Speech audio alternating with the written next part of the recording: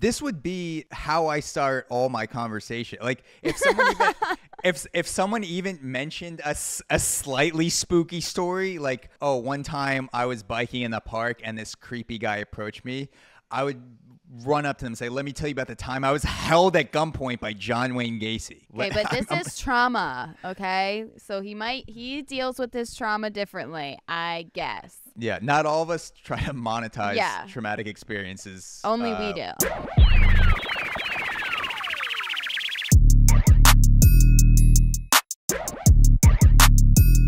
Welcome back to Breaking Takes, everyone, for a spooky Halloween episode.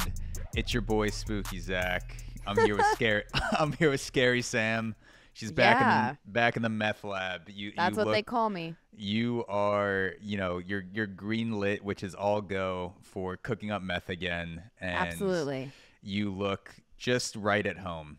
I am. I actually am home. Like, I live down here, and this is just what I like now. I don't even need to see the sun anymore. Yeah. I don't. I just am here cooking all day long. Yeah, you're just trying to cook your way out of the house into a meth mansion. Yes. And it is crazy though how just changing the light will change your attitude, because I feel like the only thing you've done is you're green. You've greenlit yourself, and the basement is flooded with green light, but I'm looking at you and I feel like I'm looking through a portal of time and space into some sort of creepier, scarier, just like free for all Halloween universe, Halloween Town /Saw / Hocus Pocus. Wow, that's an interesting combo. Halloween Town / The Conjuring. Yeah. Hocus Pocus. It's like a couple fun kids movies with a psychopathic killer mixed in together. Yeah, that sounds good, actually. I'd watch it. That's the vibe that I'm getting right now. I thought it could be fun to start out with some spooky poems. And I've had this book lying around my apartment. I mentioned this before we started recording, but I would just pick up this book and read it. It's just like one of those table books you have around where if you're bored, you could just flip through it. And it's by Tim Burton, which I've had this book for 3 months. I didn't realize it was Tim Burton until a couple weeks ago when I looked at the cover. I'm like, oh shit, because we watched Edward Scissorhands recently. Classic. And that probably put something in my head where I'm like more on the watch for Tim Burton things. Yeah, you understood the Tim Burton effect, and you were like, well, wait a second. Yeah, I'm like, wait a second. This book says Tim Burton on it. Maybe it's the same guy.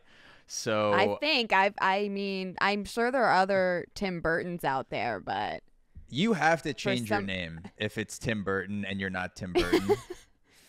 Because people will just assume it's you. Like every time you hand your ID to someone in a gas station, oh, but it's or like a bar, baby.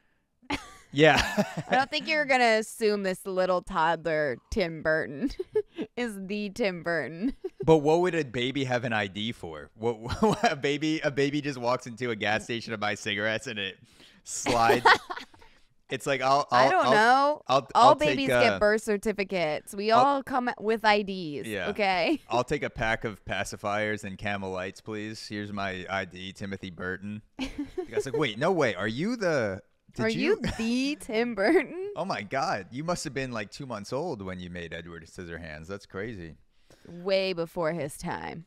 But yes, so this book is called The Melancholy Death of Oyster Boy and Other Stories by Tim Burton. And it's shorter poems. Some are a page, some are a few pages. This one is called The Staring Girl. And let's dive into it. So wait, everybody just get in the right setting. Maybe get a blanket, a pillow, blanket, hot cup of coffee, and a spiked hot chocolate. Yeah. Yeah. So if you're watching this is the depiction of the staring girl. That's what the staring girl looks like. She does Very, appear to be staring. very Tim Burton-esque. It's Yes. if you're just listening to this, it's like a stick figure-ish girl with huge pupils huge eyes with very small dots for pupils and a black skinny mouth. And she looks like she hasn't slept in 62 years. So Okay, me too. Same. The staring girl. I once knew a girl who would just stand there and stare at anyone or anything. She seemed not to care. She'd stare at the ground. She'd stare at the sky. She'd stare at you for hours, and you'd never know why. But after winning the local staring contest, she finally gave her eyes a well-deserved rest. And there you can see her eyes floating, eyeballs floating in the pool. One's on a inflatable pool. It looks like it's kind of drinking a margarita. And then the other eyeball is just lounging out on a pool chair with an umbrella. I need to give my eyes a rest. Having a good like time. That. We'll check out the staring girl because apparently she knows how to just pop your eyes out and just lay them to rest. Just lay them to rest. So yeah, that's the staring girl. The other one, I'll read it first and then I'll show you the photo because this one is really short. This is called The Boy with Nails in His Eyes. The boy with nails in his eyes put up his aluminum tree. It looked pretty strange because he couldn't really see. That's the boy with nails in his eyes trying to look at his aluminum tree. I mean, he looks cute. Like he's trying to put up a tree. I think the effort is really important here. Yeah, he's looking up at the tree, but you could tell he's like, I can't really make it out for some reason. Then he's feeling around his face. He's like, oh yeah, I forgot I have nails banged into my eye sockets with blood dripping out. But he looks like he looks like a boy anticipating Christmas. He looks, cheerful, joyful. It's just that his eyes are, bleeding incessantly. Yeah. No big deal. No big deal. He'll get through it. And then the last one I thought would be fun to read is called The Junk Girl.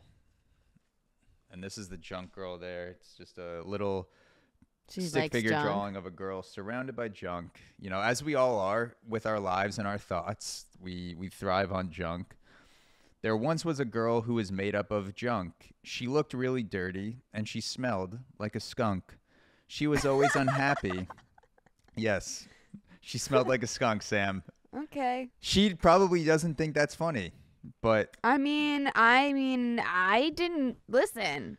One lady's junk is another lady's treasure. It could be my treasure. It's fine. No, laugh at her. It's fine. She's got some skunk. She's got skunk in the trunk. She got junk in the trunk, skunk in the trunk. I'm a fan. 100%. There once was a girl who was made up of junk. She looked really dirty and she smelled like a skunk. She was always unhappy or in one of her slumps, perhaps because she spent so much time down in the dumps. The only bright moment was from a guy named Stan. He was the neighborhood garbage man. He loved her a lot. Yeah, loved her a lot and made a marriage proposal. Mm-hmm. But she'd already thrown herself down a garbage disposal.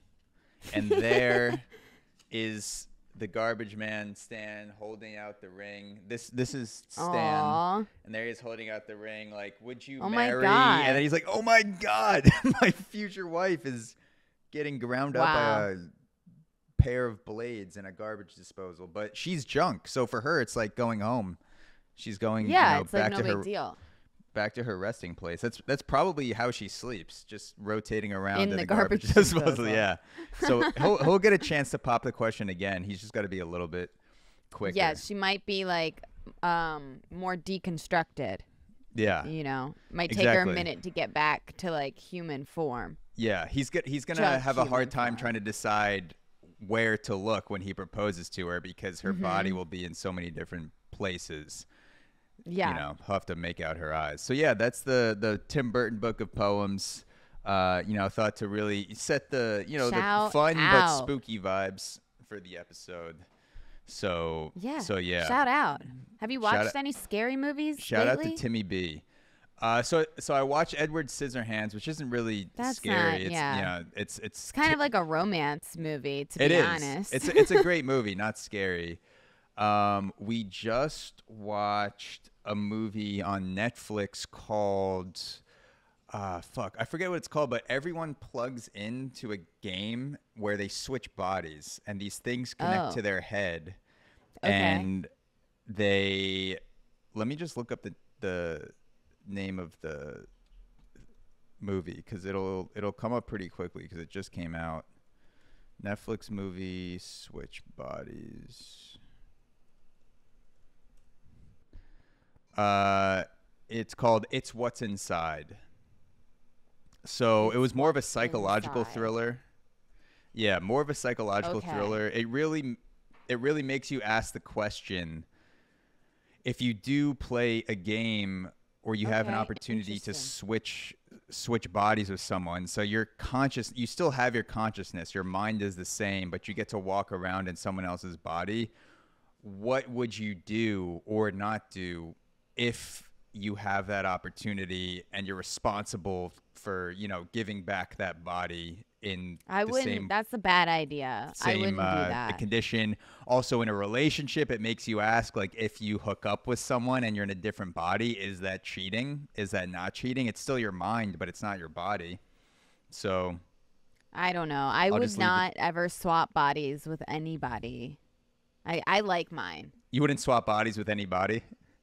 No, I wouldn't. I wouldn't. Sounds like a terrible idea. Sounds like a good movie though. Most horror movies always start with a terrible idea. So So that's kind of how it supposedly works. in the movie they talk about switching the body being the best high you could get.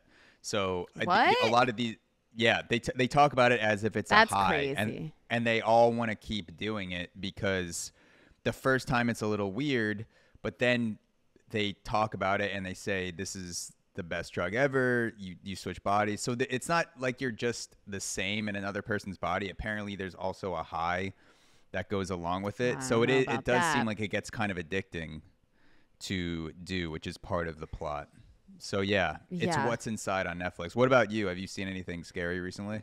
Yeah, so I watched Terrifier 3 a few days ago, which is Mm. always a joy. Except I hadn't watched Terrifier 1 or 2 in many years, so I honestly need to go back and rewatch them because I feel like I was like missing some information. But those movies are really good because they're kind of like borderline silent, but they're not silent films, but Terrifier the clown is like silent. Mm. So it's just an interesting. I mean, they're pretty gory, but they're also pretty funny at the same time. And then I watched yesterday a movie that actually did scare me, The Woman of the Hour, which is Mm. on Netflix, and it stars Anna Kendrick, and she also directed it, and it's Oh based on a wow. real story of this serial killer who ended up on a dating show. And there's like YouTube footage of this guy. I think his name was Rodney or Robert Alcala. Let me see. Yeah. Yeah, Rodney Alcala. A serial killer who definitely killed like a handful of women, Yeah. probably more than a In handful. in his Um, bio for the show, it was like, "What do you like to do?" And he says, "Yeah, I like to treat myself out to dinner. I go for long walks on the beach. I cut girls' heads off." And it's like, "Wait, go back to yeah. the what was the last Yeah. thing you just said?" Yeah, it's interesting because yeah, on the like in real life, he had already murdered women prior to going on the dating show. And but back in the day, like things weren't, really I feel like background checks like weren't really that serious back No, then. And he DNA wasn't hadn't serious. yeah, and I that's the other thing. Like I don't think he had like what he originally went to he had gone to prison a couple times for like assault and like rape and stuff but had gotten let out, so Yeah, it's a really good movie because it's based on a true story, but the whole thing is through a woman's perspective. So the entire film is shot in the sense that like you are the woman. Mm. Um and I think that was really beautifully done because it didn't like re-victimize them, but it made you feel the fear and just like shock and confusion and desperation that some of these victims Mm. felt. And so, the woman on, no spoilers, but also this game show did exist, so just watch it. The woman that like wins the game show does not get murdered by him. Yeah. But you do get to kind of see their interactions, which is really fascinating. So that movie definitely kind of had me like shocked. It was scary in a way of like, yeah, like women go through this every day. Yeah. There's a woman that is unfortunately in a really terrible situation. Yeah. How crazy is it that up until 30 years ago, you could go to jail a couple times, murder a couple Yeah. people, and then you just moved towns and no one would Yes. know who you were, and you That's just go on literally what go it on a was. nationally televised game show, and a couple Yep. people might, see the show and be like, "Oh my God, I think that guy went to jail." Yeah. I don't know, but there was no Facebook groups, no Twitter. Right. You and your friends would just talk amongst each other like, "I can't Yep. believe there's a murderer from our town on a game show." But then other than that, you could just move 40 miles away and no one would know. Yeah, I know. I mean, Ted Bundy did that for who knows how long. I Yeah. mean, he was just riding around in his little Yeah. Volkswagen Beetle Yeah. all over the nation. Yeah, exactly. That's why I only respect the serial killers that started after the year 2000, because before that, it was easy to get away with it. It was easy. If you've been killing people for 10 years after the year 2000 and you haven't gotten caught, that means you're actually skilled at what you do. Whereas before that, you could just, the evidence starts to pile up. You get called in for questioning. Like Ted Bundy escaped jail twice. And at the Yeah. time he was escaping jail, he was a suspect for serial killing. They Yeah. left like a library window open when he was being Yep. questioned. And they were like, "Oh, I don't know. He's gone." Like that was how easy it was to get away with serial killing Yeah. back in the day. So the I real know. ones are the recent serial killers. Those are the only ones I have respect for. Truly skilled. Yeah. Well, I can't wait. I know we've kind of talked about it on the show briefly before, but I can't wait until more information comes out about the Long Island serial killer because that's right in your neck of the woods. Oh yeah. And I think the number is going up and up and up and up of like at least 20 some victims. And that would be relatively modern. Is that a recent thing that's come out? The Long Island serial killer? Yeah. Because there's Well, been I a don't. few back in the There's day. been a few. I don't know his name, but if you look it up now, The or Gilgo the Beach Gilgo killer? Beach. Yes, okay, Gilgo yeah. Beach. Yeah, Gilgo Beach killer. I remember hearing about that in high school. There it says I just looked up Long Island serial killer. Apparently this guy Rex Hewerman is the suspected Gilgo Beach serial killer. Charges and deaths of 6 women between 93 and 2011. Hey, that was in there. 2011 wasn't like that long ago.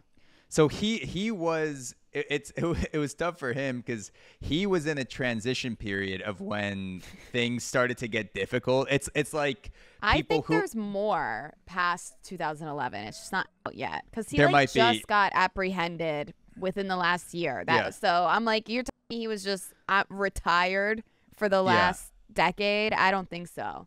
Well, that's always how it is. Serial killers get brought in for questioning, and then they get charged, they go to prison, and then 5 years later, they're doing an interview with some journalist, and they say, "Okay, I did do these 7 killings I was charged with, but also there were 23 more that they didn't connect to me. So you might want to go check for those bodies." Right. So maybe this guy's probably going to do the same thing. But I was going to say, if he started in '93 and he went all the way through the aughts, 2010 or mid 2010s, he was like a 40-year-old now that didn't grow up with the internet, but had to learn to use it as an adult, like 40, 50 years old, where he's like, yeah, I'd rather kill the old way, but like now these new young serial killers are like showing me all the apps to get away with it. So I'm trying to, figure out the new game. So he was part of that transition period. Yeah, no, it'll be interesting to see that go down. Yeah. But, enough about these crazy killers. Let's talk about more crazy horror stories. Exactly. For the Halloween Spooktacular. Yeah, there's never enough for the Halloween Spooktacular. So what are you looking at this week? So, I was looking up just like Halloween news. There's not all the Halloween news is like not exciting. It's just like inflation, the prices of candy are skyrocketing. Yeah. Like, it's like, okay, I'm not talking about that on my podcast, okay? Like, nobody cares. I care, but... The average person can't afford groceries. Woo. Yeah, woo. Spooky. Breaking news. Surprise. Yeah, you'll never buy a house. Woo. Yeah, it is actually pretty frightening. Yeah.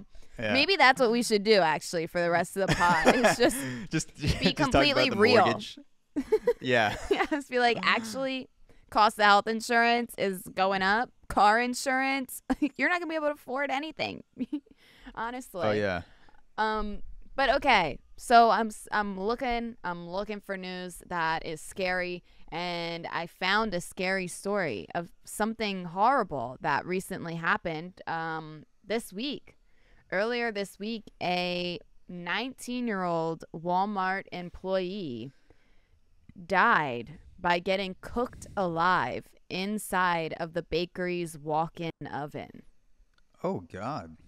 Is that not? I don't usually bring these stories to the pod because that's usually your job, because I just feel bad for the victims. Yeah. And you have no feelings at all, so no. Yeah, I turn them off. I turn them off for Yeah. 90 minutes. For 70 to 90 minutes, I just turn down the feelings and Yeah, turn up I know the humor a little how bit. it works. I know. So I don't usually bring these dark stories, but I kind of had to, because it's like that is possibly the worst way to die ever. Inside a fucking Walmart in an oven. Yeah. Like, that might be the worst death ever, because stay with me. oh my God. Okay. Where are we going? Obviously, we can all be on board that the Holocaust was one of the worst things to ever occur on Earth. Oh no. But at least during the Holocaust, if you got shoved into an oven, you would be with other people. It's the worst thing to ever happen, getting burned alive, being in a chamber like that, gas chamber, oven, cooking. But at least you could be like, well, Todd, Amy, and Sam are in here with me. We all died together. So we're dying in solidarity. Like, this guy is, you said he was alone. It probably got locked in there. It's a 19-year-old girl, which is 19-year-old girl. Really oh sad. God. She's a kid, literally a kid, trying to make a couple extra bucks by fucking baking muffins in the morning at Walmart. And this happens to her. Yeah, so she was all alone. So you could say, this may be the worst thing to happen on an individual basis involving an oven. That's it's worth the debate. It's tough. It's a tough. It's tough to decide top that. It's the a Holocaust. Tough experiment. Yeah. Yeah, I know. Tough to top the Holocaust. My argument would be the solidarity thing. It's tough to do it alone. Tough to go through that alone. Yeah, it is tough to do this alone. So People.com has reported that an investigation is underway. This took place in a Canadian Walmart. So I don't know what the fuck type of rules they got going on up there. But I am confused, like, how you get stuck. Like, I'm not confused. It's a walk-in oven. You are supposed to walk in so you can take, like, the big trays and all that stuff out. I mean, I've been in a walk-in freezer. That's what they're for. But usually there's like a handle on the inside, and that's how you get out. So I'm just confused what happened there. Like, I'm also confused. Like, was she the only person in this Walmart? Anyways, though, let me get to more factual information. Yeah. So yeah, on actually last weekend on Saturday, October 19th, around 9:30 p.m., police were called regarding a sudden death at Walmart located on Mumford Road in Canada, where a 19-year-old woman that was employed at the store was found deceased. The police are basically saying that the investigation is ongoing. The police response was, an investigation of this nature may take a significant amount of time, and they are urging the public to be mindful of sharing speculative information on social media. So naturally, I figure we should talk about this on the podcast, obviously. Of course. Yeah. We're professionals. Yeah, I mean, come on. Walmart spokesperson Amanda Moss said that staff were heartbroken. Our deepest thoughts are with our associate and their family. Our focus remains on taking care of our associates and making sure they have the support they need. As police have stated, this is a very complex matter and the investigation is ongoing. I mean, is it that complex? I just want to know. Like, yeah. Is it that complex? I'm confused, though, because how long, like, she was barbecued in the oven. Not to be insensitive, but she was charred. She was completely deceased. How did nobody in, usually you walk by a bakery, you're like, I smell fresh cake and apple pie.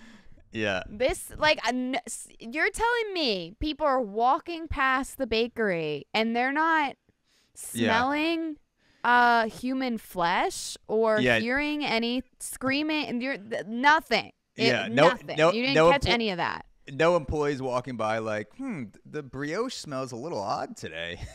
Little acidic. Fucked up that recipe. Yeah, it's a little fleshy. Wonder what's going on in that oven. So this is a walk-in oven. Do they show any pictures of the oven? Because I'm familiar with the walk-in freezers, obviously, when you stack a bunch of shit in there. But I don't know if I've ever seen an oven that you could just walk inside of, a human-sized oven. I have seen a picture. Let me see if I can pull it up. The biggest ovens I've seen are the brick ovens they make pizzas in, but even then you can't walk inside it because the stacks that you put the pizzas on would stop you. You can't just walk into the oven. I'll send you a text now. So the oven is really big. I mean, it's pretty much just as big as a walk-in freezer would be, because it's meant for you to be able to roll like big carts, probably with like 20 trays of baked goods in. So you have to walk and roll in the stuff and then like turn around and leave. So Walmart makes their own food? I didn't know that. I thought they just got it from other places and left it out. Yeah, they got a bakery. Okay. Yeah, they got fresh buns in there. They're not so fresh anymore at this location. Yeah, they might be a little bit tainted with some human flesh, but I didn't know they made their own stuff. I assumed they got it from other bakeries or other places. No, they have their own. Because nowadays, like, places, like, they're making pizzas and shit. Like, everywhere you go makes a pizza now. Yeah, that's true. You walk into a gas station, like the shittiest gas station you could imagine. They're making pizza. And they're like, you want a slice of pizza while you're using our porta potty? And you're just like, not really. I'm good. I don't want anything made here. Yeah, exactly. So this Walmart is going to be closed until further notice, because they are, I guess, just need to investigate how this happened. I don't know how it can happen unless there was like a faulty door, and then it was reported and then the company just didn't give a fuck and then she just got stuck in there. But I mean, this is like horrifying. Like, was anyone else at the bakery? Where were the coworkers? Yeah. This is like one of those situations where you see in movies where people are talking and they're on a cigarette break, and then the camera zooms in and there's someone getting murdered behind them. Yeah. Like, help, help! Like they're banging on the door, like help! And then the blood just spurts onto the wall through the window, and the two people are like, "Yeah, so what are you gonna do?" They're just out this there, weekend? no idea. Yeah, I'm thinking of going to the local carnival, and the person behind them, their neck is just shooting blood into the window. I feel like it was one of those situations where you're just the oven probably doesn't let out that much noise once it closes. You know, probably not good to have a locking mechanism from the inside. Or I don't know. A locking mechanism from the outside that you can't open. I've heard mixed trapped. like reports of people that have worked like around ovens like this. Some people say that like there is no handle, like the door is just supposed to remain open, and like once it's closed the oven kicks on. So if that's the case, like I don't think that's very safe. No. So I don't know. I really don't know how this happened. I just know that I was horrified because it sounds like the worst possible way to die. Like, not only are you cooked in an oven, it's like you're also working at Walmart, and like she might have been able to save herself, but once she got too far, she's like, you know what? I've been working at Walmart for 6 years.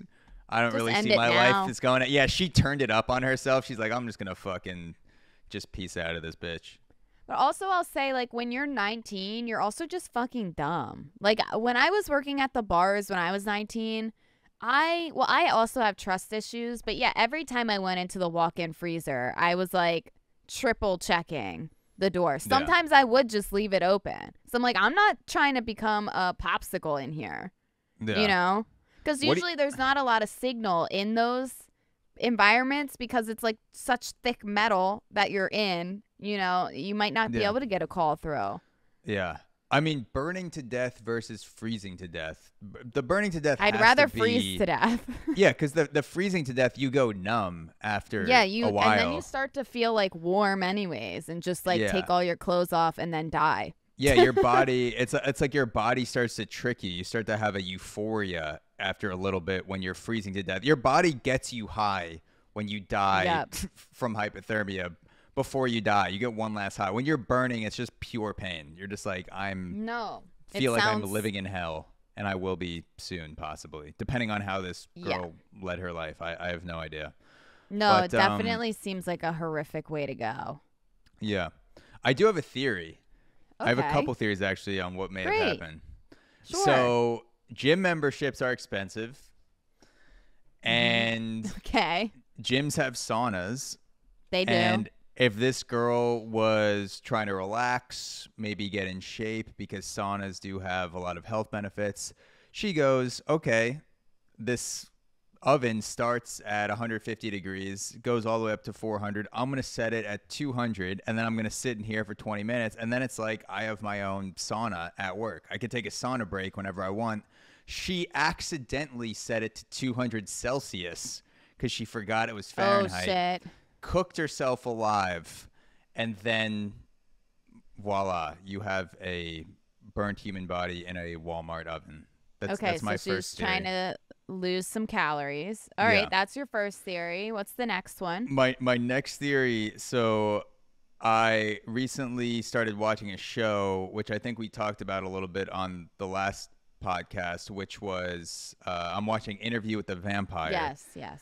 And in that show, you have to burn a vampire alive or decapitate it. Yeah.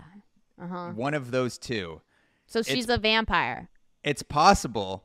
Oh, my God. I'm just saying, maybe someone on the staff was, aware of some shady things she was doing behind the scenes. Maybe she sucked a couple necks during breaks. Maybe there were some mysterious deaths in the Walmart vicinity. And this guy said, I think this girl is a vampire. I think she's taking people out. Next time she's near the oven, I'm just going to give her a little donkey kick into the oven, shut the door, get rid of this vampire. And, maybe she was a vampire. Maybe she wasn't. I guess we'll never know now because she's dust. Yeah. But that's my only other theory. Either it's sauna or vampire hunter. I don't know Those what are else it could have solid been. theories, actually. I mean, Yeah. it's better than what is most likely, which Yeah. is like just that Walmart is cheap as fuck and doesn't hire enough staff. And she was just in there probably cleaning it alone and then got stuck Yeah. and had a horrible death. And I also love that some of these headlines that I'm reading, they keep referring to it as a sudden death. And I think they're trying to say, like, you know, this 19-year-old's life was suddenly taken from her. Yeah. But it's bothering me because it's like it couldn't have been a less sudden of a death. No. It was probably the most slow and painful death that she could have ever thought she would have. Yeah. It's the exact opposite. It's just So, a drawn Maybe out. we should use our words a little more wisely. Yeah, it was a slow and painful death, for sure. I mean, look, ultimately, overall, it sounds like it was an extremely painful experience. But there had to be one point where it went from room temperature and then it gets all the way up to 400 or 500, whatever it did before she was getting cooked. There had to be a middle ground where she was like, if it stopped here, it actually feels pretty good. Like I could take a nap. Yeah. Like she's like, I could. It's like a warm day at the beach. Yeah, maybe that was what happened. Maybe she got caught in the oven. Then it got up to around like 150, 170. And she was like, this actually feels pretty good. She lied down, passed out, woke up. She was on fire. Oven door, someone didn't even realize someone was in there because she was lying down, didn't see her through the window, and then boom, she was locked in. It's just like how long? Over. It's so sad to me that people can go to work and then disappear, and like no coworker was like, "Oh, where'd she go? Like bathroom break?" Or it's been like 40 minutes, like, and like Nobody did anything. Like, I'm confused. Like, they need to hire more people. Walmart, stop being cheap bitches, okay? Yeah. Hire more people, Walmart. So little girls don't get fucking cooked in ovens. Yeah, exactly. I'm with you. And you know, with all these big corporations, they're so about profit and bottom line. They just see people as cogs in the wheel, and we're going to cut costs here, cut salaries there. You know that once the body was discovered, that the manager of that Walmart said, well, we still got baked goods we got to throw in there, so someone's got to scrape her out. Oh my God, no. You got to scrape her out. We got to clean it up. We got to finish the day. We still got like 70 croissants we got to cook. We got a couple pound cakes, some cookies. We got to get her out of there because I'm going to lose my job. I wouldn't be surprised, right now. honestly, because,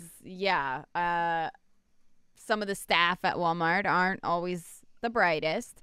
But, yeah, grateful that the police were called. And so they weren't continuing to cook any baked goods. But, yeah, I still can't get over the fact that, like, I don't want to be so like gruesome, but it's just like there had to be a stench permeating the entire Walmart. Like I'm over in the fucking like TV aisle. Yeah. And I'm like, what the fuck is that smell? Like I just don't think that you can kind of keep that on the DL, you know? Yeah. Do you think there's any way that Walmart buys a new oven, or after the police are done with it, they just clean it out and keep using it? And then every time I don't want to know. I hope to God they get a new oven. I hope they just bulldoze this Walmart down and build a new one. But I know they won't do any of that. Yeah, that'll cost too much money. I bet you they just clean it, and then every time the employees put a new loaf of bread in there, they turn to the other one and go, "You remember when Sarah died here That's what I'm 2 saying. days ago?" How is anybody gonna go work at the fucking bakery again? Like how do you go back and work your bakery job? I feel like you do. They're not even getting a pay raise.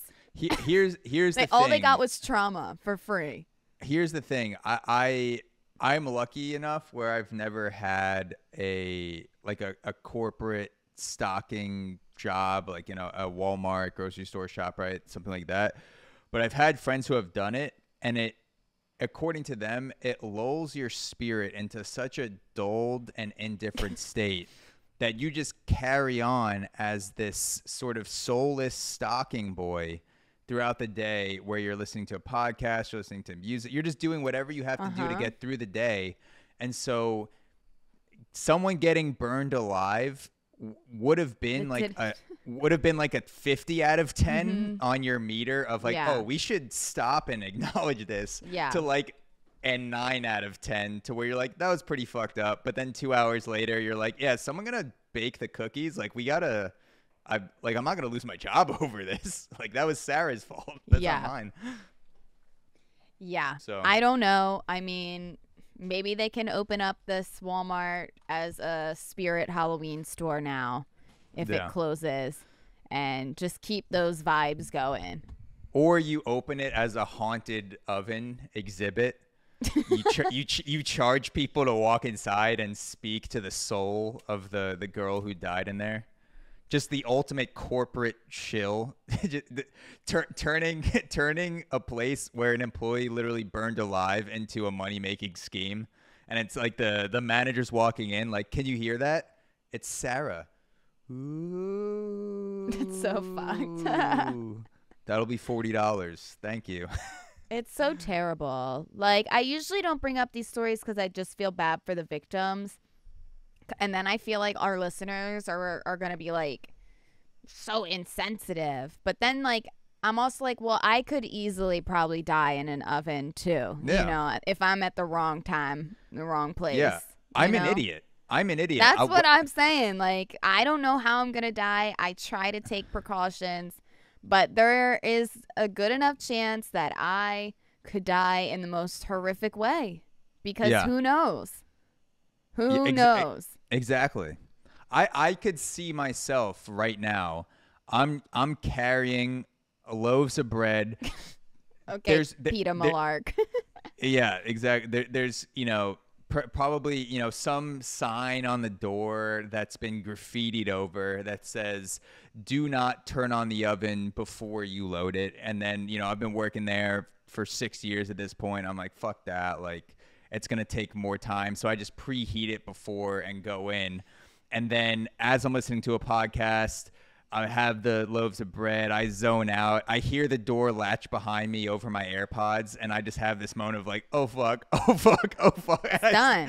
I start pounding on the door. So I'm like taking loaves of bread, just trying to like fucking hit the door down. I'm screaming. I'm pounding it. Everyone else is on break or left for the day. And it just like slowly settles into my body that like I'm a dumb piece of shit and I'm going to be found burned alive in a Walmart oven. Not saying this. I'm saying what I would have done, because I'm a dumb piece of shit. This girl might have done nothing wrong. It could have been, corporate incompetence, which is what I feel like what it is in 90% Probably of cases. is, yeah. It's like someone the last time they inspected this oven was in 2010, and they're like, yeah, it's fine. And then the door was broken, latched her in, probably something like that. I'm a dumb piece of shit. So just know that when we talk about these stories. Yeah, exactly. I just wanted to point that out there, okay? That I'm not trying to catch any heat online. I just or in the oven. Yeah, or in the oven. All right. Be careful around these ovens, okay? Yeah, I wouldn't want Sam to get burned. That would be very unfortunate. Yeah, I know. Gosh. Well, what's going on with you? So, speaking of, we were talking about serial killers in the beginning with the Gilgo Beach killer. There is a story that has to do with a John Wayne Gacy kidnap survivor. Okay. So John Wayne Gacy, for people that don't know, was a serial killer back in the day. He dressed up as a clown, and he tortured and killed 33 people. And this is back in the 70s. So John Wayne Gacy, he's up there with like the Ted Bundys. No, he's crazy. He's the crazy clown that liked little boys and buried them underneath his floorboards. Yeah, they pulled up a huge coffin-like box that had 26 different body remains inside it that was underneath Yeah. his house. Like wild shit. So the Law and Order actor Jack Merrill reveals how he was abducted and sexually abused by serial killer John Wayne Gacy and survived. So this John is Wayne from Gacy really got around. You know? Oh yeah, such a serial killing slut. He was just Seriously, slinging it I feel like all over there's the so place. many. He's like just interconnected to like so many people somehow. Yeah, one of his victims gets thrown in the basement with 20 other people, and they're like, "I thought I was special.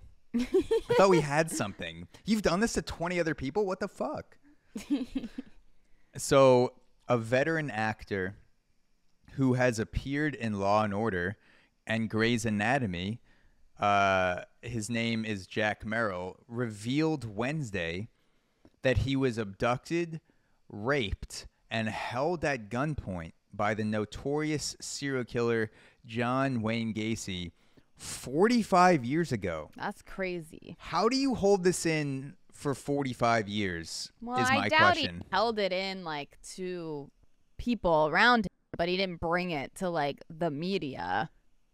This would be how I start all my conversation. Like if someone even, if someone even mentioned a slightly spooky story, like, oh, one time I was biking in the park and this creepy guy approached me, I would run up to them and say, "Let me Like, tell you oh, about really? the time I was held at gunpoint by John Wayne Gacy."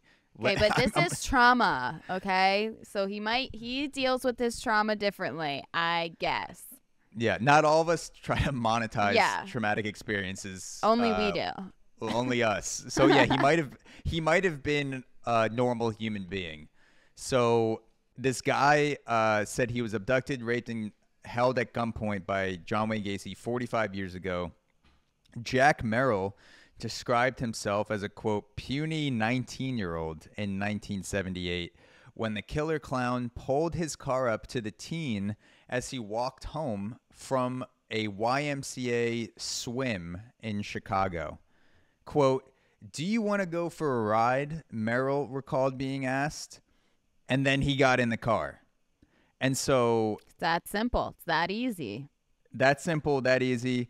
My pro tip for listeners is that only get in the car when someone says, "Do you want to go for a ride?"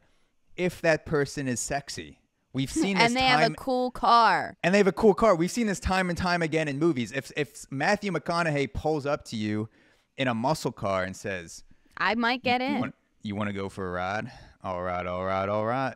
You're going to probably get your brains banged out, drink a couple beers, smoke some weed, and then you'll be off and you'll have a cool story. Don't get in the car of a fat clown.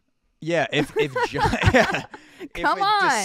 If a Up disgusting your standards. Yeah, Christ. if a fat disgusting man pulls up to you and what I'm guessing was like an old yellow beetle with the paint scraping off. Ted Bundy's beetle. Was that Ted Bundy's? I'm Yeah. projecting serial killers. Uh-huh. Let me see if John Wayne Gacy's car comes up.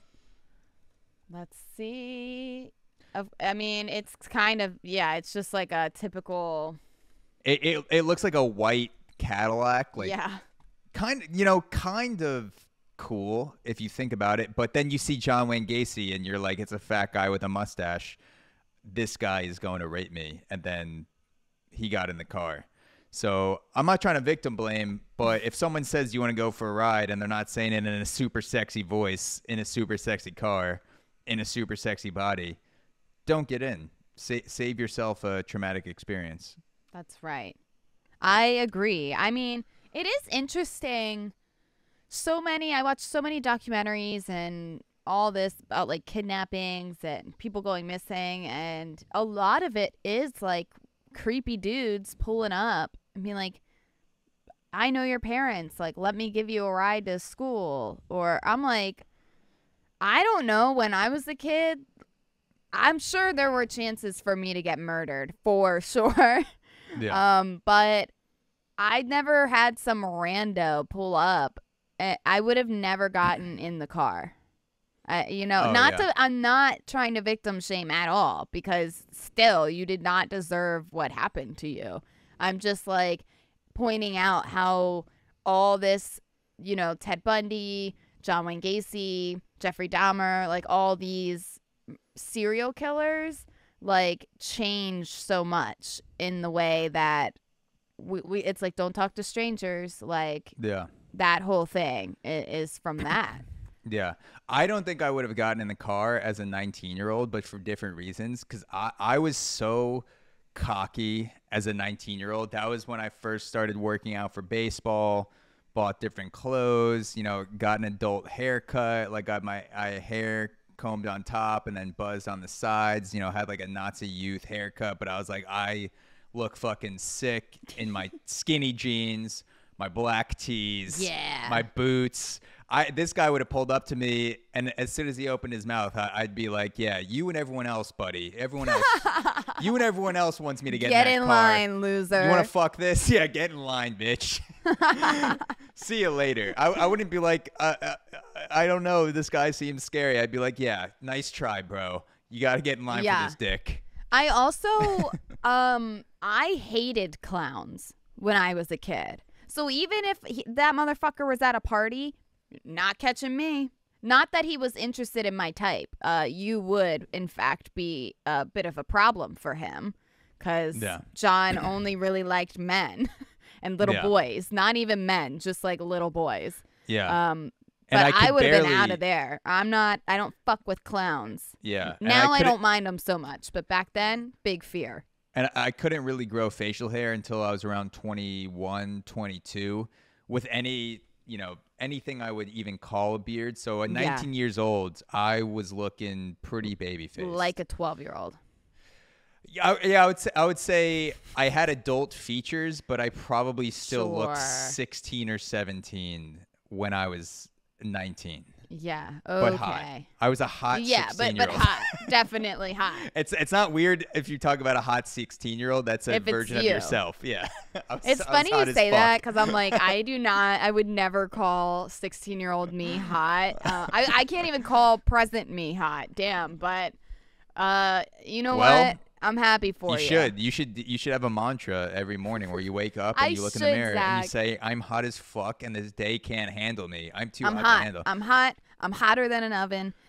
Maybe that's what the girl said. She was in the oven. She's trying to gas herself up for real though. Yeah, and she saw her reflection in the oven door and she's like, I'm hot as fuck. She's like, I'm hot as fuck. No one can handle me. I'm too hot to handle. And the oven was listening. I was like, oh, you think you're too hot to handle? Watch this, bitch. Fucking turn this up to 1,000. And then boom. Yeah. So John Wayne Gacy asked this guy if he wants to go for a ride. And then it says Merrill, who had been living in a studio apartment since he was 17, was contemplating whether or not to get in the car. Then John Wayne Gacy said, "You're smart. You're not like those other kids," and jumped into the stranger's car. How desperate was this guy when he was a kid? Like that is not that good of a compliment to just like to say to a random kid on the street, "Hey, you're smart. You're not like the other kids." You're not like all right, I guess girls. I'll get in. Like he didn't even make him work. Make him like, you're smart. You're handsome. You're probably a great friend. I bet you do other people's calculus homework because of how much of a genius you are. Like you gotta ham it up a little bit before you're gonna sexually assault me. Most of it is just like they were bicycling and walking everywhere back then. Like, so he picked up, people that didn't have licenses yet. Yeah. Because this kid's just like, I don't feel like fucking biking 3 miles home right now. Yeah. So whatever. This compliment sucked, but I'll get in. Yeah. You're just weighing that as a teenager. Like, all right, well, if I do get raped, it still won't hurt as much as having to walk 18 miles home. So I'll take the chance. Either way, I'm hurting. So I hopefully, this guy lets me live. Merrill believed the ride would be around the block, but Gacy just around the block. Why even get in the car then? That's what I'm saying. Wait, that's crazy. Yeah, apparently you're smart is enough to get this kid into the car. We really when got to he's- work on young men's self-esteem. Okay, Yeah. you guys need to wake up every day and tell yourself you're beautiful. We'll call each other. You know what? We we'll say the should. mantra. Just be like, you're. What's the I'm movie? hot. I'm so hot. Isn't there the movie The Help where the woman looks at the young girl and You she is says like, smart, "You is smart, you you is is kind." Yeah. You is important. That's us. Yeah, you is hot, you is smart. You is hot. You is fine. You Yeah. is funny. Yeah, you hot as hell. So Merrill believed the ride would be around the block, but Gacy quickly drove to a different neighborhood where he told him to lock the door before pulling over near the ramp of the Kennedy Expressway near downtown Chicago. Gacy, then 36, asked Merrill if he'd ever done poppers, aka alkyl nitrate, as he took out a brown bottle, splashing liquid onto a rag and shoving it into the teen's face. Now, That's not usually the most polite way to offer your poppers.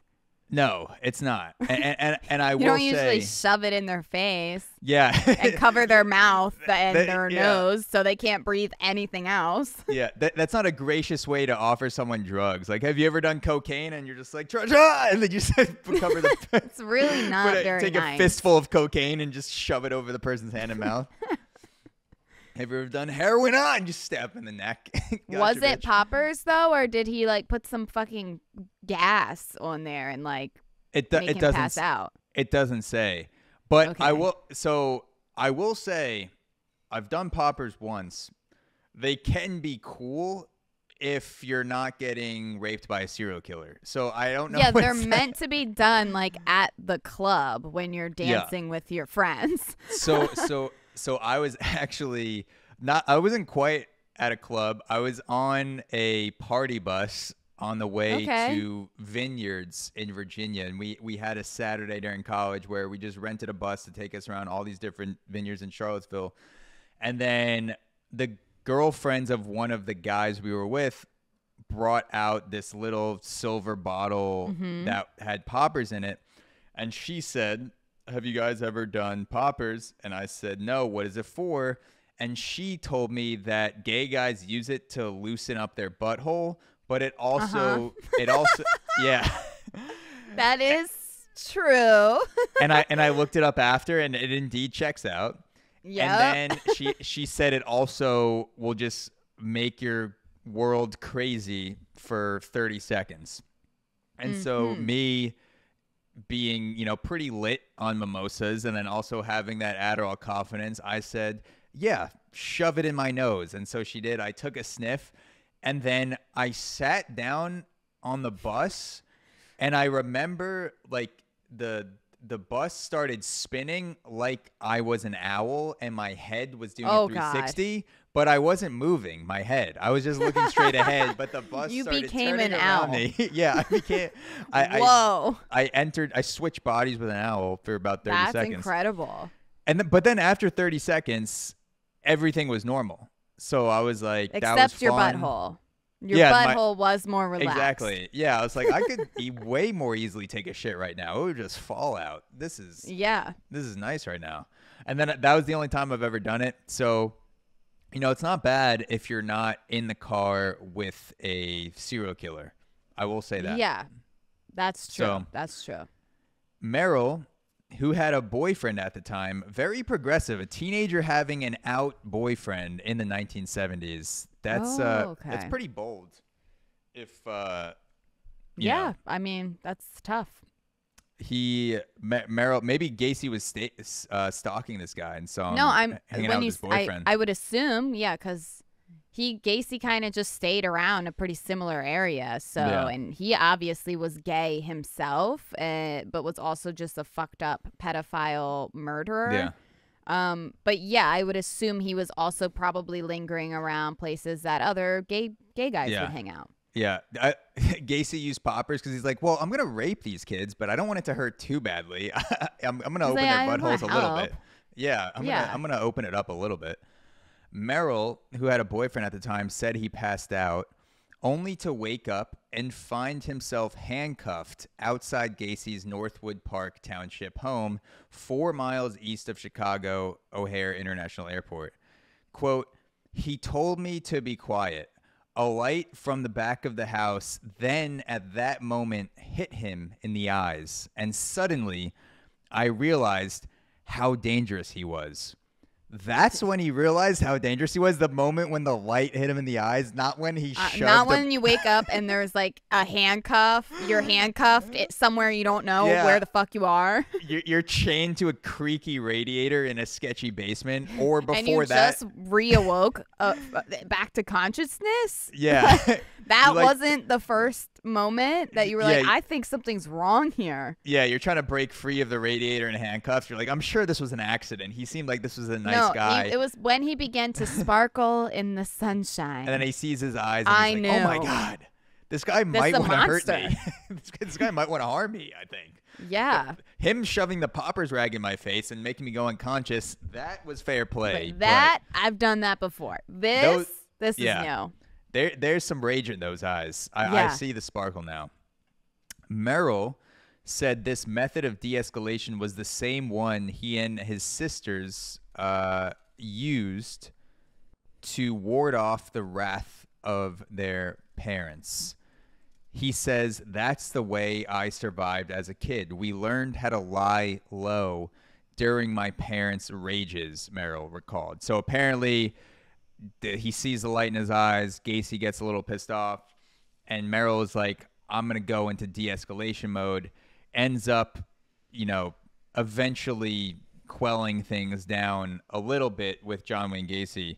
So technically, I mean, having abusive parents did kind of save him from John Wayne Gacy. So I mean, I'm sure totally. You do learn shit from your trauma. Yeah. He was like, I'm going to go deep within my trauma and I'm going to pull out the tools of de-escalating arguments from that time. My dad, he's like, yeah, that one time my dad was going to strangle me with a belt. And then as soon as he started doing it, I was like, damn, Dad, you've been working out. Your strangles are getting a little bit stronger. And my dad was like, yeah, son, I have. That's how all these people survive. And it's crazy. Yeah. In the movie, The Woman of the Hour I watched, one of the victims was a young girl and she survived kind of due to a similar thing. You got to outsmart them. And it doesn't always work. You could die anyways. So much of whether you're a victim or a survivor of these crazy people is luck. But it can help if you are able to kind of control your emotions and figure out how to manipulate this person to let you loose or whatever. It is a legitimate move because so much of you, if you're chained up to a basement and you're in that scenario, scared, for sure. You're getting abused, you're getting fucking slop pushed to you on a plate that you're eating once a day, and you're thinking in your mind, I gotta fuck this dude up, I gotta kill him next time. He's probably gonna sense that rage and chain you down even more. Or you could take the approach. You gotta be nice to him, which is the hardest part. Exactly. You take the approach like you were saying, where you try to relate to the guy who's trying to kill you and constantly, abusing you. But you have to sort of open this dialogue of conversation to lull him into the right moment to either kill that person or escape. Or do both. So I feel like there are a lot of mind games that go into it as well. And it makes sense. I hope to never get kidnapped. Well, I think about getting kidnapped a lot just as a woman. And I just hope that it never happens to me. But if I do, just know that 20 of my friends and my mother and my sister and so many other people have my location. And so you have 30 minutes. Until one of them shows up and rocks your shit. Yeah, I could see you being extremely petty if you get kidnapped. Like you're just sitting in the back of the car with your arms folded, you don't know what you have coming, mister. Do you know you have 30 minutes? Yeah. 30 minutes. Yeah. Yeah, you're just you're playing around with your plate of mashed carrots. I'm not and, eating this. Like, yeah, I you're need like, to smoke a blunt ew. first. Untie me. Yeah, same thing again. Do you have I don't have my prescriptions. Like, you have to Gosh, go to the the pharmacy and pick aesthetics up my down prescriptions. here- Yeah. The aesthetics down here are hideous. Yeah. Can I at least get a candle when I take a shit? Like, what am I supposed to do? Right? Yeah. So, yeah. I mean, I guess I would try. I would definitely try my hardest to sweeten up the environment. Yeah. I could see you being really good at that. So Great. yeah, I mean, the only way to find out I is wasn't even gonna finish. I just Yeah. said great because I'm like great. yeah. We'll Just in both case. we'll both try to walk around as bait in known kidnapping areas, and we see which one has the skills to break away first, and then we record the Wow. next breaking takes. It's like about our the world's experience. stupidest game, but if it Yeah. worked, it would go viral. Yeah. Sam tried to get kidnapped. Zach tried to get kidnapped. They both did. And Tune in died. next week.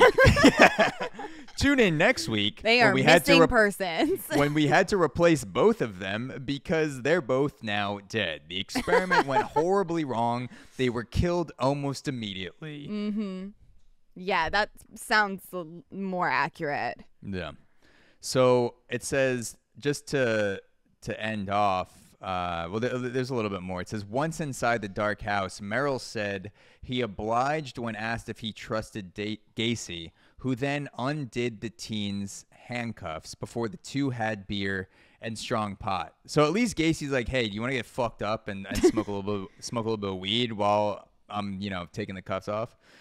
Gacy recuffed the victim, dragged him down the hall before fitting a homemade contraption around Merrill's neck. The device was fitted with ropes and pulleys that went around his back and through the handcuffs, so if Merrill struggled, he would be choked. Now, I will say, outside of a rape scenario, that does sound kind of hot. Like a contraption that the more you struggle, the more you choke yourself. You're just like, I mean, there God, are I'm some so people horny. that absolutely have a contraption like that and do use it for pleasure. But I do think sometimes people accidentally die that way too. Yeah. I'm sure they do, especially with all the stories you have about guy. I feel like it's always a guy who straps himself to a hotel door to jerk off, and he puts the belt around his neck to try to come basically at the point while he's losing consciousness. It's never a girl. A girl is never like, I'm gonna tie myself to a door and finger bang myself. I think we're good. It's always a guy. I feel like it's such a guy brain to be like in a hotel room. You're horny as fuck. Like when a guy decides to jerk off in a hotel room, nothing matters besides coming. Like the world literally goes away. You see a belt on the door and you're thinking like a caveman. You're like, dick, belt, choke, and then you slip and you're dead, and that's it. I feel like a girl thinks what a mess to have to clean up. Yeah, it depends how far you got. If you finished, well, I hope you got all the way. Yeah. If you died, if you're gonna shit. die, that's probably when the slipping and choking comes into play. Is like the guy doesn't think that far ahead, so like his leg gives out when he's busting a nut, and then he just like there goes the neck. I feel like girls put a little bit more thought into hotel jerking sessions. Like there's more sort of vibes. You're not full caveman. You're like, I'm gonna sort of lay back and enjoy this. I'm gonna make a moment out of it. We're definitely not sitting on a dirty hotel floor. No. So yeah, you can rule that one out. Yeah. So Gacy then when Merrill was strapped up, Gacy shoved a gun into Merrill's mouth before proceeding to rape him. Merrill said, I knew if I fought him, I didn't have as much of a chance. I never freaked out or yelled. Merrill admitted to feeling sorry for his abuser in a way. Like he didn't necessarily want to be doing what he was doing, but he couldn't stop. As Gacy seemed to get tired, the killer surprised the teen. All of a sudden, he said, I'll take you home. Merrill was dropped off at 5 a.m., near where he had been picked up the next day. Maybe we'll get together again sometime, Gacy allegedly said, as he handed over. Yeah. Yeah. See you again, John. Good. Bye, John. See you Can't tomorrow. wait. Yeah. Can't wait for you to tie me up and then rape fuck me again. Gacy allegedly, bring the poppers. Gacy allegedly. Don't forget him. Yeah. Gacy allegedly said as he handed over a paper, maybe we'll get together sometime, with his phone number on it. Merrill quickly flushed the paper down the toilet when he returned home. He opted for a shower and went to the diner for eggs and a milkshake and didn't notify the police. He said, I didn't call the police because I didn't know he was a killer at the time. How do you not, like, he ties you up in the basement, handcuffs you, rapes you, fucking, like, you know, giving you drugs. I think this is like a lot of issues with homophobia, though, back then, too. Like, you probably don't want to go to the police and be like, oh, this guy just, like, butt fucked me non-consensually. They're going to be like, okay. Yeah. Were you on drugs? And yeah, and you got to be like, well, he did give me some poppers before. Exactly. And then they're like, oh, you're on poppers? What, like, were you know, was anything else involved? And you're like, well, technically he did untie me at one point and give me a couple beers. We shared a blunt, and the police are like, oh, okay, like this is. This was a date. Are you mad at your ex-boyfriend? Yeah. Okay. So your rapist untied you and you just fucking shared a joint. But it's true. It could be that he didn't want to go to the police in the 70s and go on record saying he got butt fucked by some dude in the basement, and have that follow him for the rest of his life. I feel like that kind of went down with Jeffrey Dahmer too. Like some interactions that he had that didn't lead to death. So it was like kind of, you know, similar thing. Like they didn't take it seriously because they just didn't want to deal with like gay people. Yeah, I forget who it was. Some comedian made a joke about the scene in Dahmer where Dahmer's dad finds out that he's a serial killer, but the police says that your son is a homosexual and has also been killing other men and luring them in, and he's killed like 6 men so far. And if you watch the Netflix series, the dad is like just as alarmed that his son is gay as much as like he's a serial killer back in the 70s. Like the dad's like, wait, he's a serial killer and he's homosexual. I mean, it is a lot to take in at one time. Yeah. I mean, that's a heavy it's a lot. Bit of information. Yeah, the serial killing he could have dealt with, but because I feel like the serial killing, he was like, the dad was like, not as surprising. Yeah, he was a little creepy. Wait, back up. You're saying my son was into men? Yeah. Oh my God. Yeah, that one just totally caught him by surprise. Yeah. So Merrill says he made a pact with himself that he was going to get past this. Said he got abused. Eventually he called when news broke out about Gacy's arrest and then all the serial killing shit came to light, he called the Chicago Sun-Times and says, that guy raped me. The man who answered said, what did you say his name was? What did you say your name was? Merrill didn't want to leave his name because his father still worked at the Chicago Sun-Times. He said he thought if the police ever needed his help, he'd come forward. Gacy was convicted of raping, torturing, and murdering at least 33 males between the ages of 14 and 21. 26 bodies were pulled from a crawl space under Gacy's home in December 1978. 5 of the victims unidentified. Nobody smelled that either. I mean, what the hell? We need to work on our senses, okay? Apparently nobody smells this poor girl getting cooked in the oven. Nobody smells 30 little boys rotting to death under a floorboard. Like, what's going on, people? Yeah. Maybe he was, he said he was making fertilizer or, had some excuse for it. Like, he's just like, I make new fertilizer, new batches of it every day. He just like also has like a bunch of Yankee candles. Like, he like sets the mood. So everything smells like Yankee Candle store in his house. he's constantly carrying rolled up carpets out of his door and loading them into his truck.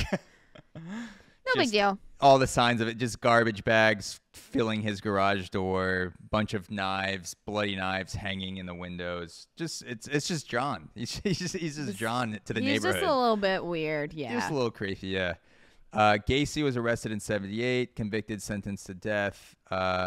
Merrill moved to New York where he took up acting, which became therapeutic for him after this incident. So that's beautiful. He got, out of a horrible thing, he was inspired to become an actor.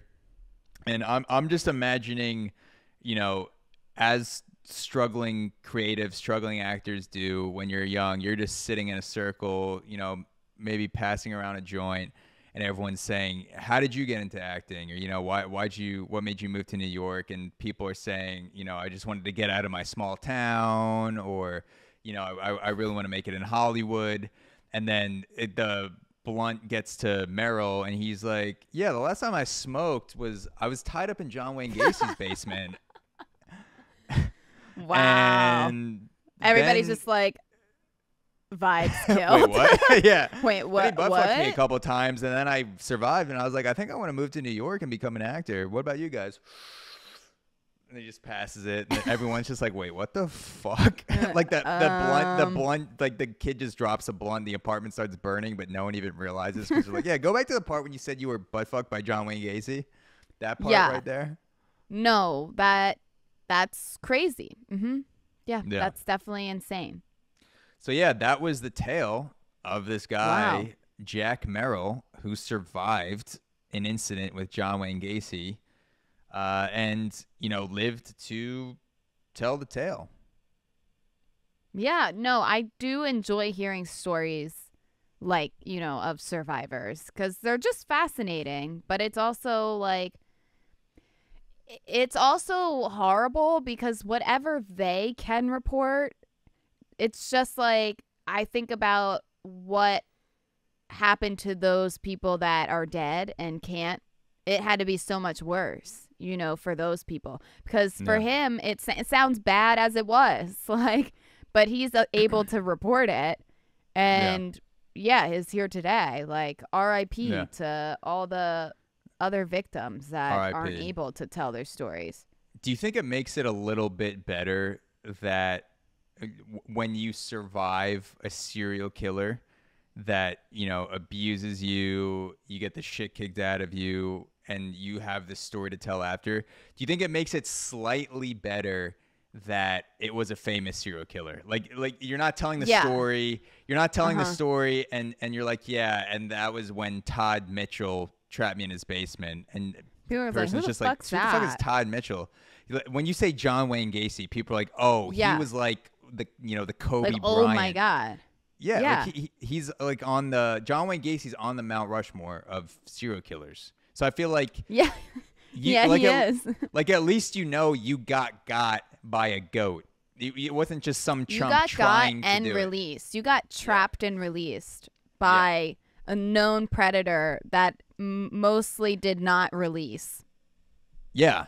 So Mostly did not release. Something like either this kid just bored him to death. Like, because he literally says, John Wayne Gacy at one point was like, you want me to take you home, kid?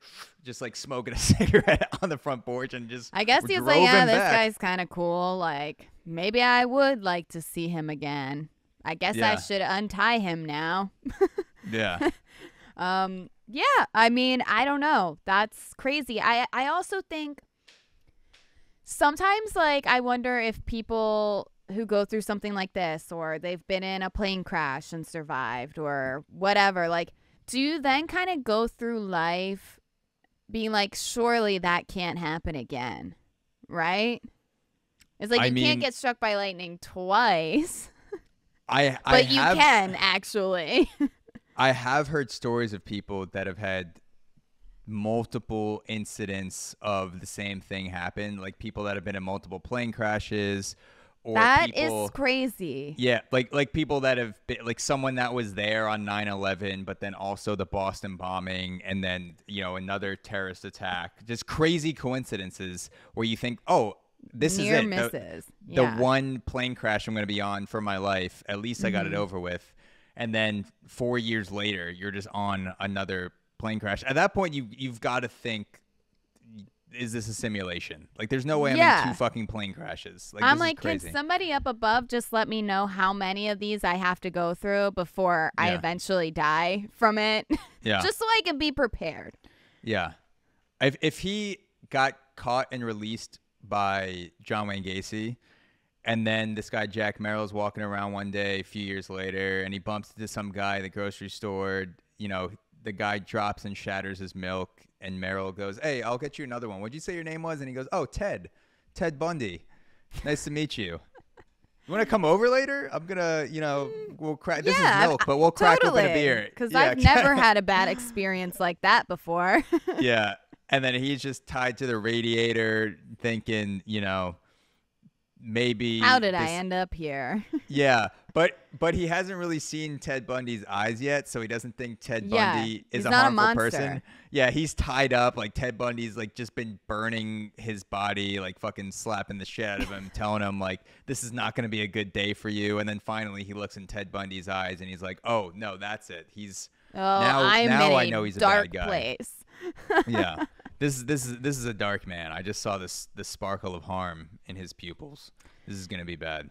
Yeah, it sounds bad. So, but we're happy for him. We're sad for the young girl, Walmart employee. Good for Jack. But we wanted to bring kind of a frightening, scary stories for our spooky Halloween episode. And all I'm thinking about now is watching more scary movies and eating candy. I want candy so bad. Yeah. Do you have any Halloween related grinders or peeves? Yeah. Anything like that? Sure. I will, and I know I'm going to be on the losing side of this, but it grinders my gears that people talk shit on candy corn every Halloween season. Do people talk shit about candy corn? People talk shit about candy corn. People say candy corn is one of the worst candies ever. And I'm like, excuse you. First of all, it's seasonal. Appreciate her while she's here, okay? You don't even have to see her for the most part of the year. So just be nice to her while she's here. And also, it's so satisfying. I'm like a little rat when I eat it because I eat them. I want to take a bite of each color on the corn. Yeah. Instead of just putting it in my mouth. Like, I want to just be like. Yeah.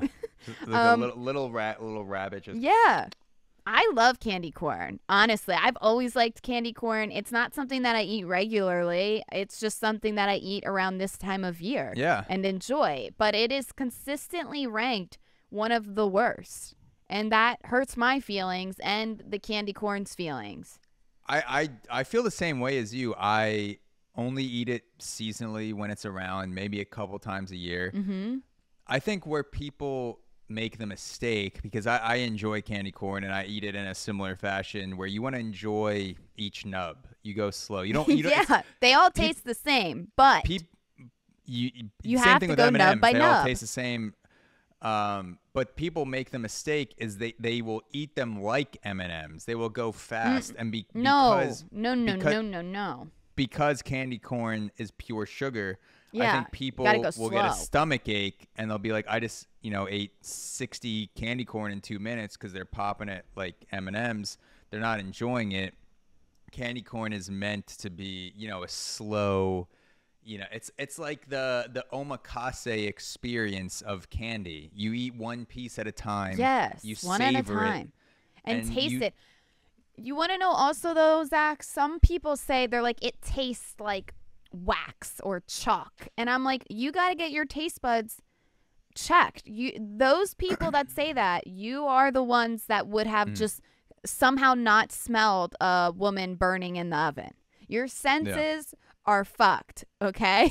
You got to get them checked. Candy corn tastes good. There is a thing, a genetic thing that I've heard of where for certain types of chocolate, I haven't heard it with candy corn, but some people say that Hershey's chocolate tastes like shit. Like it literally tastes like it doesn't taste terrible good compared to other chocolate. I will say that, but it's not bad. And Hershey's is the only way to make a s'more.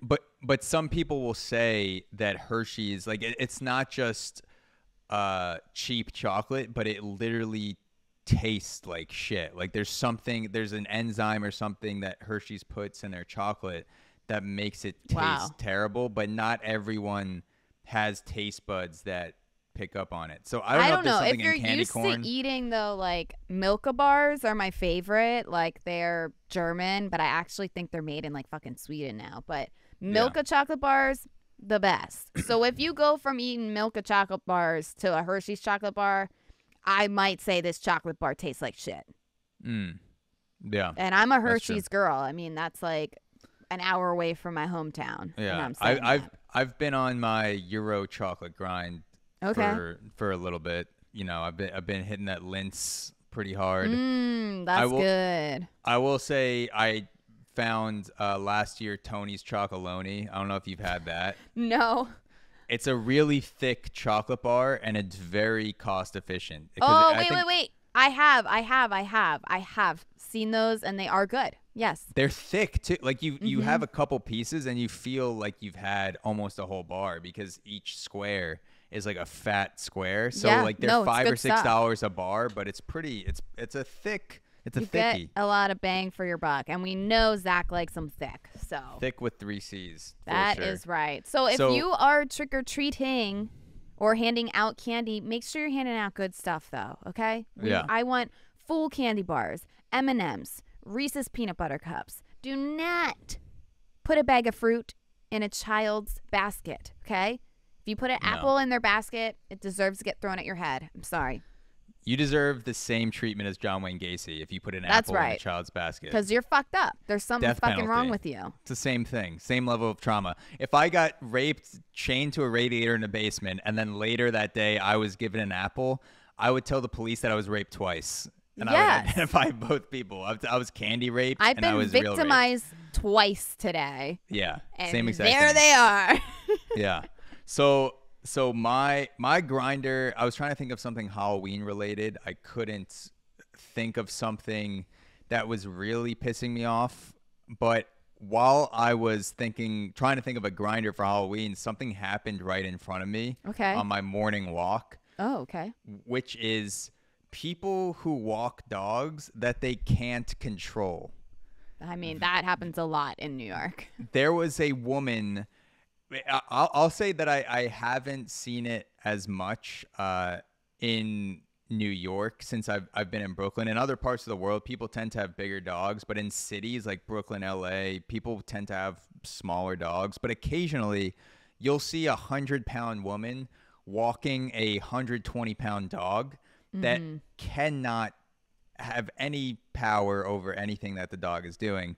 So there was this woman that was maybe 105 pounds soaking wet, and she was walking what I can only describe as a small bear, like a Rottweiler or something, like a Rottweiler Saint Bernard mix.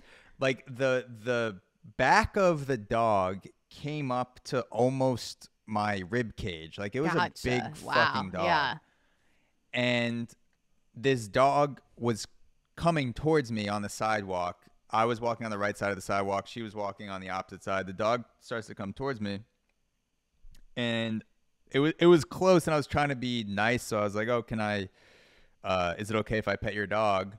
And this woman says, "My dog is the best dog in the world, the sweetest dog in the world. He just doesn't like people." Oh, okay. So it was just a yes or no question, lady. Yeah. Like you didn't need to even give all those details. Yeah. And so I was walking, so I was like, oh, what? And I started thinking about what she said. She said, I have the sweetest dog in the world, just doesn't like people. If you have the sweetest dog in the world, a dog's job is to be a human companion. Yeah. That means you don't have the sweetest dog in the world. A requirement of being the sweetest dog is to get along with humans. So that's strike one. Strike two is, if this dog wanted to kill me, what is this bitch going to do about it? She was trying to get the dog to go straight, and the dog was just pulling her. The dog was walking her. The dog woke up and said, "I'm going to God. take this human for a walk this morning." And she was just sort of like skiing behind Yeah. the dog, like doing like a concrete skiing where her heels were just sliding along the sidewalk. So even if the dog tried to do something, like she couldn't have done shit. So that really just pissed me off. I don't really see it a lot, so it's not a general peeve because like I said, in New York, people have a lot of like pocketbook dogs that they put on the ground, and I see it. I mean, up in Harlem, I would see it a lot. There are a lot of bigger dogs, and yeah, I saw a lot of people not being able to control their dog, and one dog bit my ex's backpack. Like it was like a Doberman, which is also a big dog, and did it have the chain collar? I see Dobermans. They always have a lot of them do, collar. but I'm not sure honestly. But still, it's just like if you can't control your dog, like your dog shouldn't be in this environment. Like yeah, so yeah, it's either people having dogs that are too big that they can't control the dog, or the other side of the spectrum is people that have dogs so small that I almost don't see them when I'm walking past. And it's happened 3 to 4 times, I would say, over, I guess, like a 4 to 5 year span since I've been living in Brooklyn, is like, I will borderline, like I will come centimeters away from kicking a dog in the face that is, the size of a potato, because I'm just walking down the sidewalk and I don't see this, potato sized ball of fur that's below me, and I will, like, if my foot made contact with the dog, it would be dead. Like that, I would be like being sued for killing this person's dog that is so small. Like they should just carry it. It's too small to be walked. Like it's like a rat at that point. So don't walk dogs that are the size of rats. And if you have a dog that is bigger than you have to be able to control it. Otherwise, yeah. You're PSA. You're the pet then at that point. That's your dog right. is the owner. That's right. We're just here to help you, and I hope you like those grinders. Yeah. Both hope you of like those grind grinders. my fucking gears. Yeah, and look, some people are into being pets. There are furries out there. There's a furry community, and there's a time and place. If you want to be a pet and you want to become a dog or put on some fur, whatever animal, there are Facebook groups you can join to do that, to get that done. But absolutely don't do it on the sidewalk when other people's lives are at risk and your dog can take over and quite literally walk you. So those are the Grindrs. That was our spooky Halloween special. I hoped you enjoyed walking through a John Wayne Gacy near miss, pizza oven that got, turned up too hot for someone to handle. And I hope everyone has the happiest Halloween, because I this feel is one terrible of my because favorite times I'm of the year. hungry now. All that talk about like the oven, it literally made me hungry, and I don't think that it was supposed to do that. I'm feeling a little bit snacky too. Maybe I'll throw some candy corn. Have you ever tried baking candy corn? Maybe I'll caramelize some. I feel like I need to tray. like go put something in the oven. Like I'm kind of hungry, so just check the lock. Just make sure. I don't know if all the ovens say this in their instructions, but when you start it, make sure you're not inside it.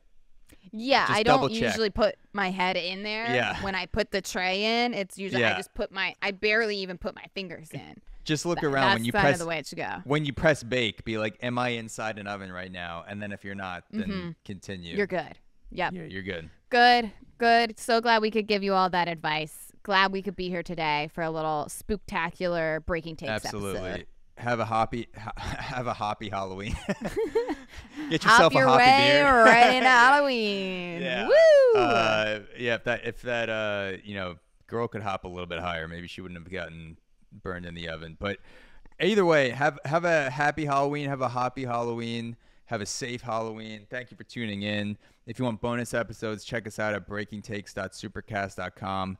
Rate us on YouTube or rate us on Spotify. Subscribe to YouTube. I've seen a few more of you guys have left ratings on the podcast app, so that's sick. We that like helps it. a lot. We love to see it. I love seeing you guys comment on the TikToks. Yeah. Feel free to repost them. Feel free to stitch them and then Yeah. talk shit about us. That's Yeah. fine. It's a free country. Whether you love it or Let's you have hate some it. fun. Whether you love it or you hate it, leave a comment. If we made you feel something, if you watched it and you laughed, or you watched it and were like, these are sick fucks and they shouldn't have a podcast, tell us that. Comment. Like, you guys are sick in the head and you should stop. Because we won't, but it'll be good get to us know. higher in the algorithm and more people will share. Yeah. So thank you for doing that. We appreciate that. And we'll talk to you guys next time. Happy Halloween. Happy Halloween. See you guys next time. Peace.